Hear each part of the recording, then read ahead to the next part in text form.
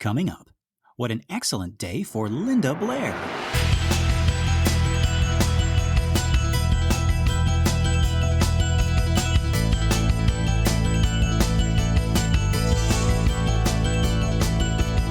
Well, howdy folks, and welcome to minute 17 of The Exorcist Minute, a show where we endeavor to examine, extrapolate, and excavate The Exorcist minute by terrifying minute.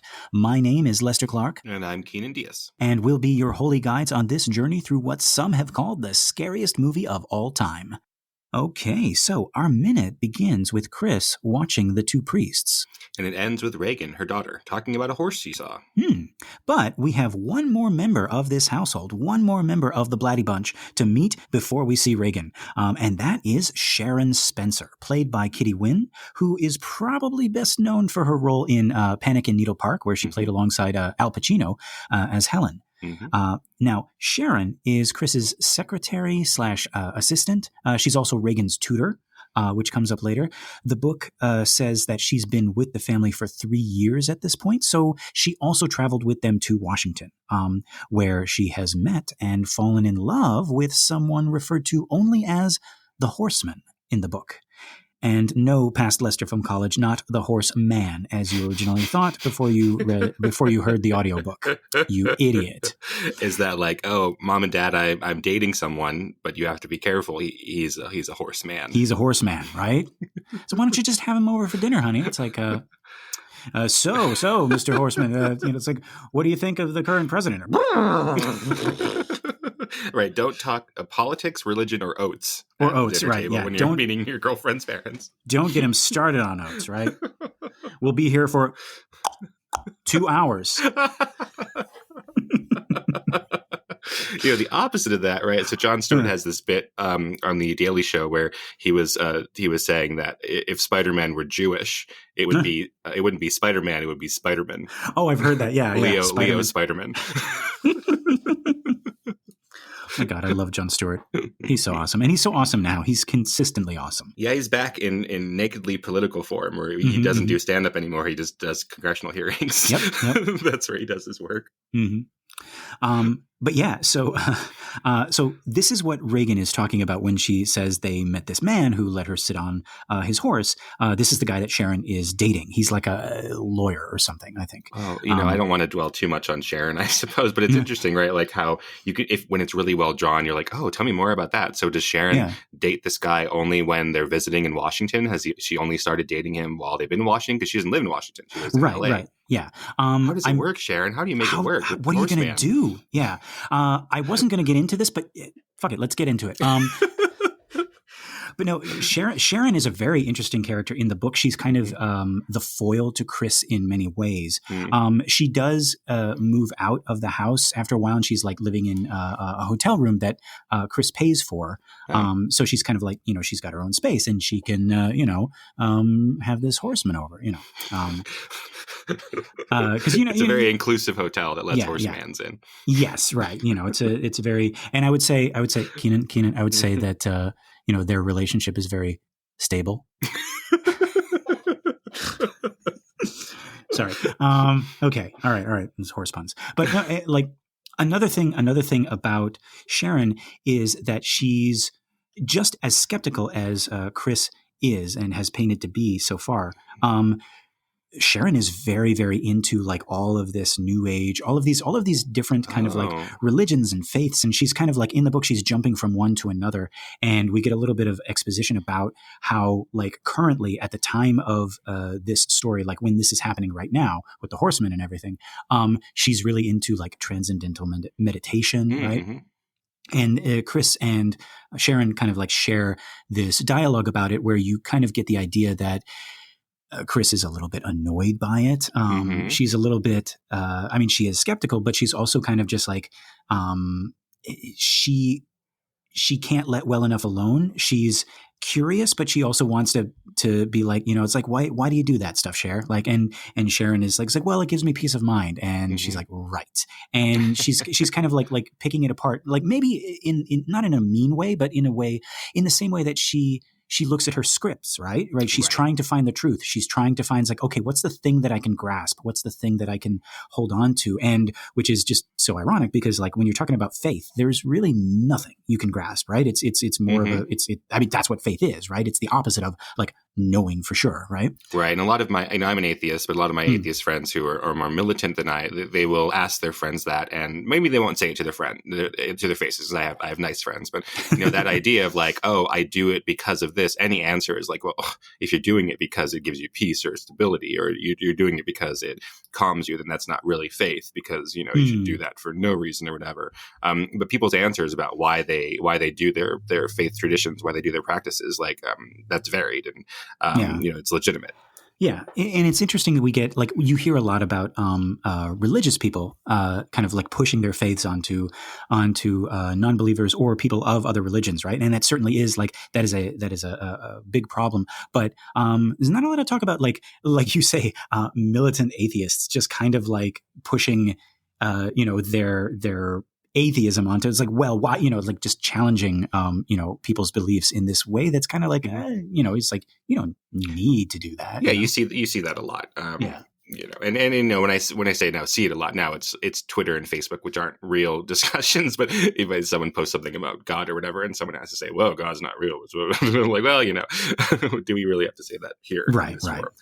But anyways, I think Sharon, I've been more interested in recently. I've always found her an interesting performance, an interesting character.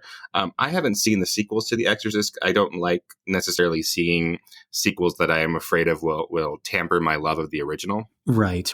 And Ellen Burstyn has said that she will not do a sequel to The Exorcist until recently. And so in one of the Exorcist sequels, there's no Chris. It's just Sharon, who is basically taking over the role of the Chris character, taking care of Reagan while Sharon is away. Yeah. I believe is The Exorcist 2, The Heretic, which I saw very, very young, very long time ago. I don't remember much. I mean, that's a whole other can of worms, I guess, or can of locusts, or whatever you want to call it. Yeah, like I won't see the Rocky sequels, because Rocky is one of my very, very favorite movies, like top 10 favorite movies for me. And I just know that they don't have as strong of a reputation. Right. So I have seen Rocky Balboa, which was separate enough that I was like, okay, that's a different movie, and Creed, which is a whole other thing. But I'm afraid of seeing Rocky 2, 3, 4, and 5, even though some people legitimately say that 3 is really fun or that 2 is really cool. Like I just don't. I have my Rocky. It's done. Yeah. I don't need the sequel. Yeah. Interestingly, to go back to, we were talking Exorcist 2, that is actually the first time that Pazuzu is named as the demon that is in the first story. And we were talking again, I think, before about how we see Pazuzu here. We hear mention of Pazuzu in the books, but it's never like confirmed, oh, you're that demon I saw a picture of in that book, or you're that demon I saw the statue of. It's just kind of like these two things exist in this movie or in this book. But so in our film, you would have to know that the statue was of Pazuzu, because right. The statue is definitely a depiction of Pazuzu. Yeah. But it's you have devilish. To be a real nerd. Yeah, right. Yeah. But it's devilish enough to where you can be like, okay, this is a devil, or it could be the devil. Who knows, right? And that's certainly what I thought when I saw. If I could early on, kick out another sequel real quick, Halloween. Okay. I haven't seen the sequels to Halloween. Halloween feels like a complete film for me, and I understand that some of them might be stronger, what have you. But I really, in a class once I was sitting in on from another professor, they were talking about Halloween, and they had just seen Halloween. I loved it, and I loved this discussion they were having. And then one of my students, who's a friend of mine, says that, in Halloween, Michael Myers is trying to kill his sister, Laurie Strode. And I was like, that's not in this movie. And I had a fit in this other professor's class. I was like, that's not in this movie. Like that, there's no mention of that anywhere. That Laurie Strode is his sister. That is in the other movie. You don't retroactively like add on things from the next movie or whatever, which might not be fair. Maybe you should be able to like add retroactively in the whole cinematic universe of Halloween. But I threw a fit in someone else's class that I wasn't even the professor for. And I was like, oh, that's really embarrassing. How much that actually triggered me into having this fight with this kid.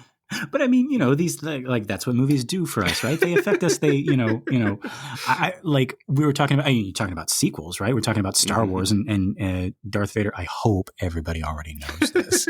Darth Vader being Luke's father, but that not being kind of like in the plan for when they made Episode 4, right? You want to believe it's part of the plan, but then you have these discrepancies, like that Luke and Leia kiss each other, right? Right. Mm-hmm. Yeah. There's no way that he did that while he planned for them to be siblings. That's impossible, right? Precisely, right? You'd have to be, a certain type of person for that.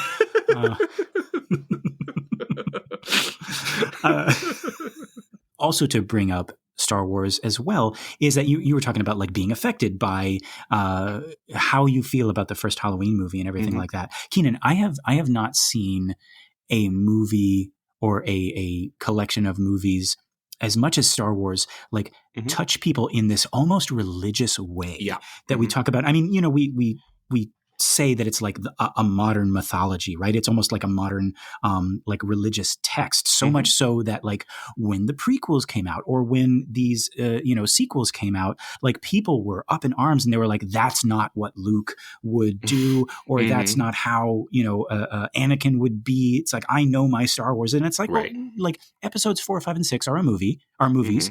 And episodes 1, 2, and 3 and 7, 8, and 9 are also movies. Like what's the, it's like not, one of them isn't like written on a stone tablet or, like actually happened or something like that. But they like, did write a sequel to The Religion that was written on stone tablets. So, so. There you go. And that's, so actually you and I, we're on the same track. Okay, no, that's what I was going to go with. Like you could make the argument for like, all of religion, right? About it being like a continuation or a fan fiction of this earlier thing. I mean, we talk about, there was this big hullabaloo centered around like finding the Gospels of Judas or the Gospels of Mary Magdalene, and people are like, no, that's not, and it's like, well, like we found them, so what do we do now? With them, right? Yeah, like what do like we have to acknowledge them. No, we're not going to acknowledge it. It's like, so it's like, okay, so I just decide what's canon and what's not, and what's not canon, even though like there is actual like records of it, we're just not going to talk about like what's going on. And have you heard this what the kids say nowadays of headcanon? That you have to, it's basically how you mediate things in your head, which we've been doing in movies since the beginning of movies. Like when you're accepting that, the movie says there's a happy ending and you know that you're not supposed to think there's a happy ending. And you sort of mediate and go, oh no, that's the bullshit they had to add on for the studio system, but this is how the movie really ends. Right. Yes. So yeah, I have heard like headcanon, and it's like, oh yeah, that's my headcanon now. Right. Right.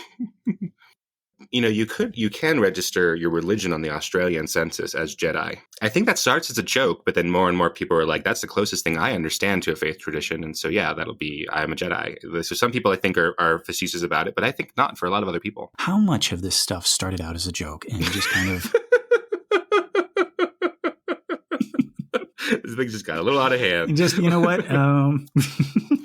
The second Easter comes along and people are like, okay, this isn't funny anymore. This is, yeah, you know what? I was on board for the first one, but yeah.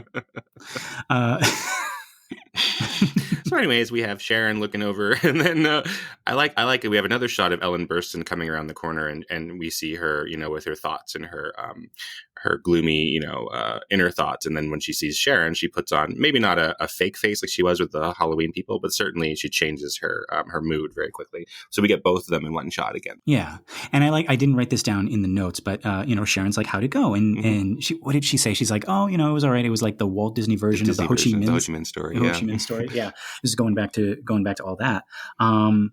But yeah, I don't want to go off on too much of a tangent about Disney because that's one of my specialties there. But Disney had just recently died, and there had been new criticism about Disney. So we're in a more critical area of Walt Disney than we are, say, today, where now we think of him as this master filmmaker, and we have all these wonderful thoughts about him. He had been going through this reevaluation, and the book about his life, the first major book about his life after he died, was by Richard Schickel, and was called The Disney Version. And it was like, that phrase was like, it's the Disney version of Snow White, which is distinct from the real version of Snow White, the Disney version of Cinderella. And Schickel was like comparing that to like the Disney version of America, the Disney version of American history, the Disney version of reality, and how it's all worse and shittier.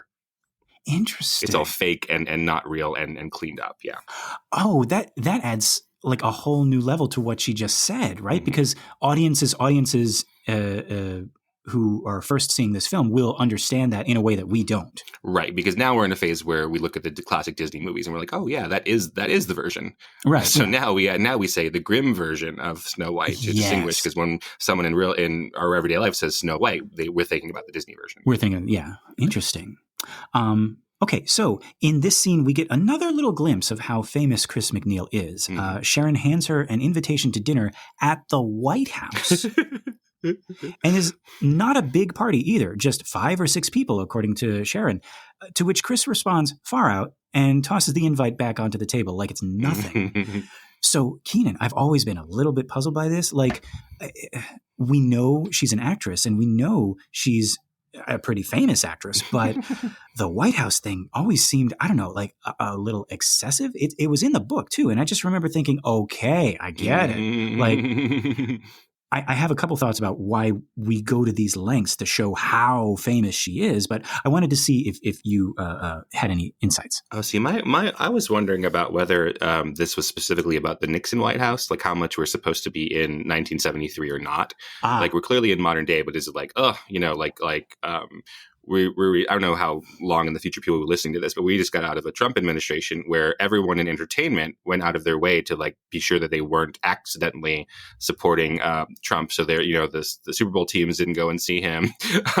No one performed at his inauguration, like that kind of thing. So we're not quite in that realm there, but certainly, like, is this supposed to be like, a Nixon thing? Maybe in the screenplay, when we're talking, Chris and Sharon are talking, they have digs about new math, which would have been a very 1970s idea. So like, I couldn't even compute the bus fare with new math, right? And that's cut out of the movie because, probably a good thing because it dates it a little bit. Yeah. Mm-hmm. So I wonder if we're trying to undate the film by not mentioning that it's Nixon in the White House. Yeah. Interesting. Huh. So I also have 2 thoughts. About this, about why this is kept in, because yes, this is one of the things that spans the Trinity, folks. This is in the book, this is in the screenplay, this is in the final cut of the film. This presidential dinner invitation. So first, some things are going to happen very soon that, for the sake of the family and for the sake of everyone involved, need to be kept a secret. So her being so much in the public eye adds a little bit to the tension, I think. Right? How does someone who gets invited to a small dinner party at the White House hide a possessed girl and not get found out and not have, not have it be in all the papers and not have her daughter taken away from her? Right? Mm-hmm. So there's that. I think that might be like adding to the tension of like, we got to keep this a secret. Right. And I'm sure I'm the very last person to figure that out, but whatever. But also, and more importantly, this letter, this presidential invite that for everyone else would be such a big deal, such an honor, like a highlight of their career, of their life, Chris MacNeil tosses it aside. Mm-hmm. Why? So she can go see her daughter.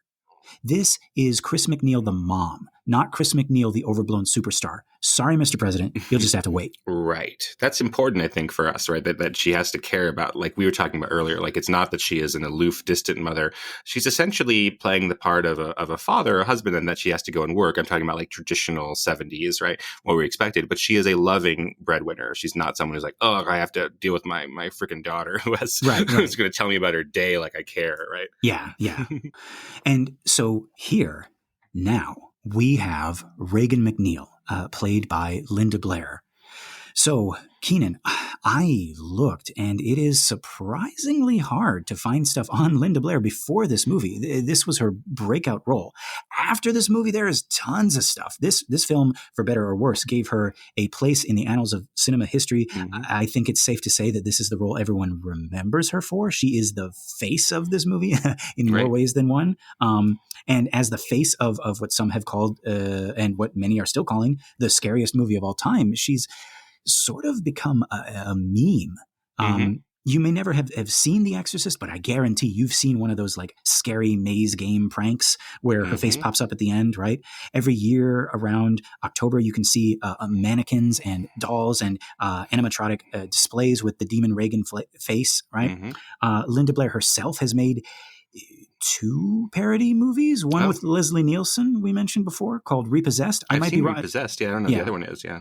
Yeah, I think I saw like a little clip of it, and I was like, "Oh wow!" I think Maybe, Repossessed. Yeah, it's sad. It's embarrassing. uh, It's yeah, not Leslie Nielsen's best by far, and mm, then it does feel like an actor. Like you can't help but imagine like the actor who's forced to parody herself because she can't find work. Like that's what it right, just constantly feels like. yeah. So she is forever connected with this movie after the fact, which people forget. Like we joke about it. It is a testament to how good she is in this movie, right? I think people forget that you don't have the legacy that she has without first making an impact, and she absolutely did.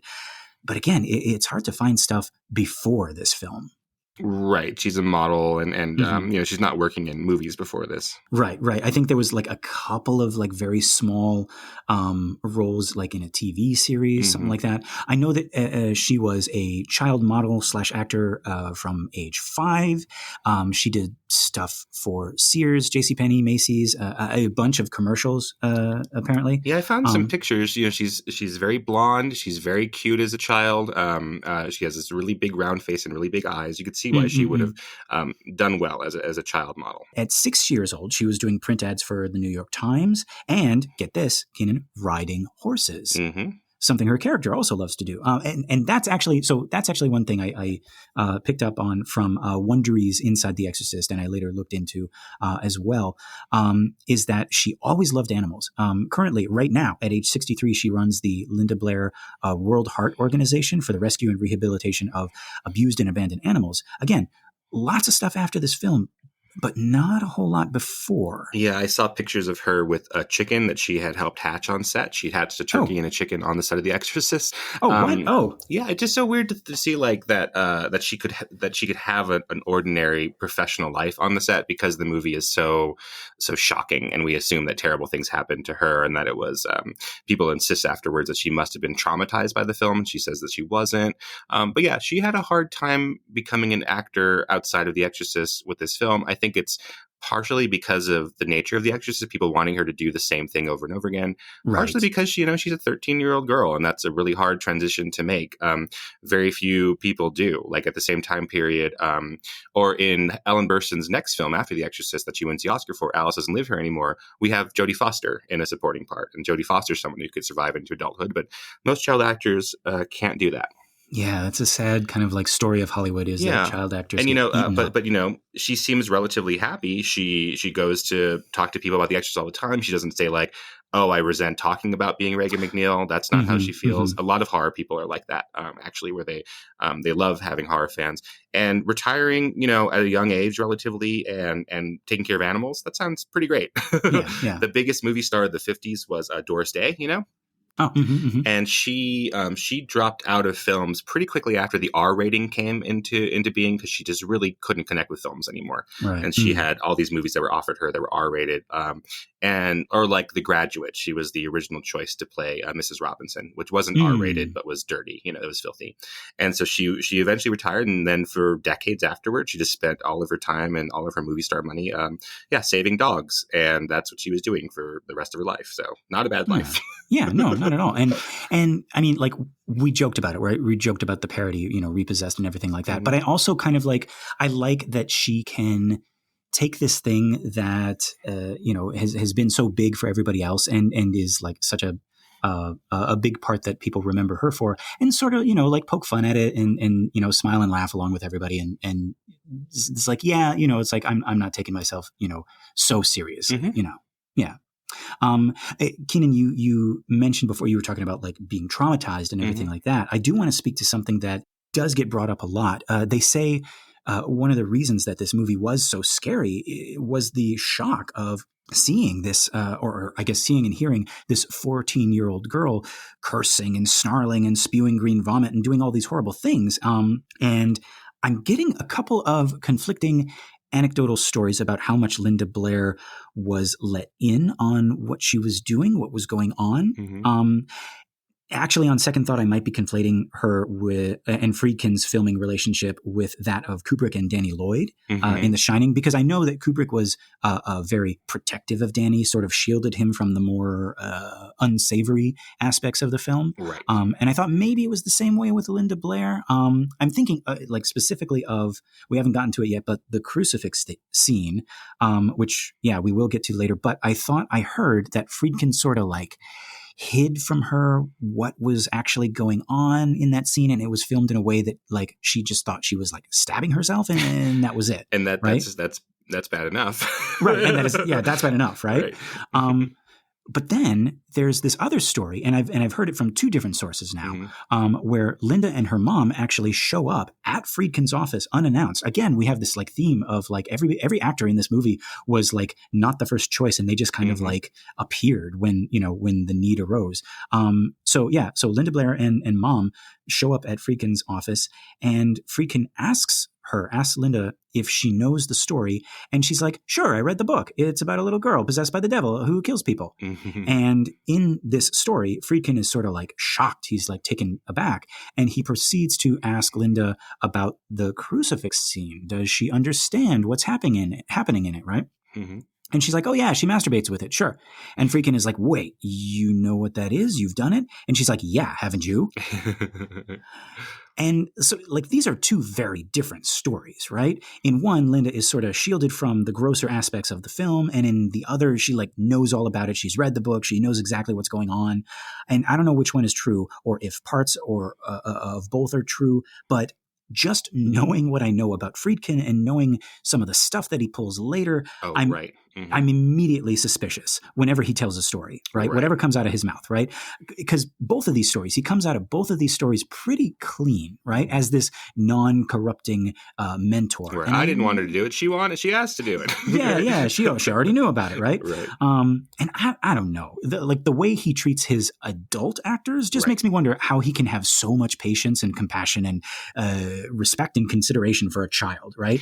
But it is possible, right? It is possible that he knew that, when Ellen Burstyn is a professional adult actor, Linda Blair is a semi-professional child actor, and that there's a line there. It's also possible that as a 13-year-old girl that she could both love horses and think about horses and be a horse girl, and at the same time, like understand, dark stuff about murder and, at this time, she's growing up when there's murder and riots and assassinations and war on the TV during dinner. So it's not like that's impossible. And it's also possible that she could, again, this isn't the kind of actor that I am. I don't know how to turn it on and off. I am unfortunately someone, when I was in a horror movie, I told my director, I don't know how to have a nervous breakdown except to have a real nervous breakdown. So just look out for me. Even if I don't want to, I think that's what I'm going to do. And, it's also possible that she's someone who could, turn it off and just be like, hey, I'm murdering people in one scene. And then the next, and then when we're not filming, I'm going to be watching, The Flying Nun on television, watching Sally Field. And that's okay. I could do both. Oh yeah. That was a thing. Yeah. She would watch The Flying Nun during like makeup sessions and stuff like that. Yeah. Or Hatch a Chicken. Hey. Yeah, exactly. It's possible, but like that's hard for us to parse in the narrative of it, but it's very possible that could happen. Yeah. And we already know that stuff did happen, on set, right? Like we have these famous incidents where, she was injured, where Ellen Burstyn was injured. Everyone in this movie came away with bruises or broken bones thanks to Friedkin. So, I don't know, like anything that he says anecdotally is immediately sus, as the kids say. Yes. But like you say, like it could be a little bit more innocent. Or that she just is a very strong actor. Like why do we both want to say that this is one of the best performances by a child in film and also say that it could only come from her not knowing how to act? You're absolutely right. Yeah. It's like, oh, this poor child, she didn't know what she was doing. So maybe give her a little bit more credit. Yeah. Right. Now, there's one more little thing here I want to point out that, and that's this exchange between Chris and Regan at the very end of our minute when Chris, Ellen Burstyn, is asking Regan, Linda Blair, about the horse. There's like details about the horse. This dialogue has this improvisational feel to it. I checked. It's not in the screenplay. Again, the screenplay is very close to the dialogue in the book here. And I wanted to see if you felt this too, Keenan. Ellen Ellen Burstyn throws out this question about the horse being a mare or a gelding, and you kind of see Linda Blair pause, and she collects herself, and she answers it all in character. And I wonder if this is Friedkin being like, yeah, let's just try a bunch of things, and now this young actress has to like sort of keep up and yes and with Ellen Burstyn. Yes, I think that is how a lot of directing with child actors had started to develop. In the 1970s, of like, instead of trying to ask them to come to the adult professional level, like, let's go down to the kid level, and you get some really strong performances because of it. Yeah. Okay. So I think that's it for our minute, Keenan. Are you thinking what I'm thinking? I think I am, Lester. Folks, until next time, the power of the horseman compels you.